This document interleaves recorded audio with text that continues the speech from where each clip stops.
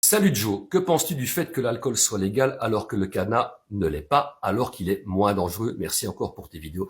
Eh bien, je vais te donner mon opinion sur le sujet.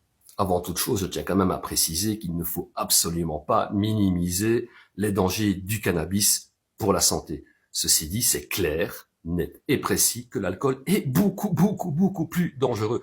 L'alcool, ça attaque l'organisme de la tête jusqu'aux pieds, le cannabis quand même vachement beaucoup moins. Je vais donner un petit exemple concret. Un fumeur de cannabis ne risque pas de développer, par exemple, le syndrome de Korsakoff, un consommateur d'alcool. Oui. Et le syndrome de Korsakoff, c'est quoi? C'est un doux mélange entre Parkinson et Alzheimer, c'est-à-dire que tu vas perdre ta motricité et la boule.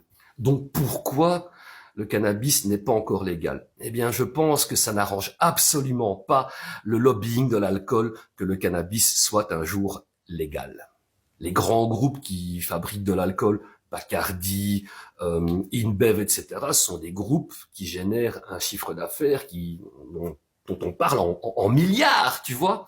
Et je ne pense pas que ça les arrangerait au niveau de leur chiffre d'affaires de voir un concurrent arriver sur le marché. Tous ces grands groupes savent très bien que le cannabis est moins dangereux que l'alcool. Donc, je pense pas qu'ils voient d'un bon œil un concurrent donc arriver sur le marché, je vais dire ça comme ça, de la défonce.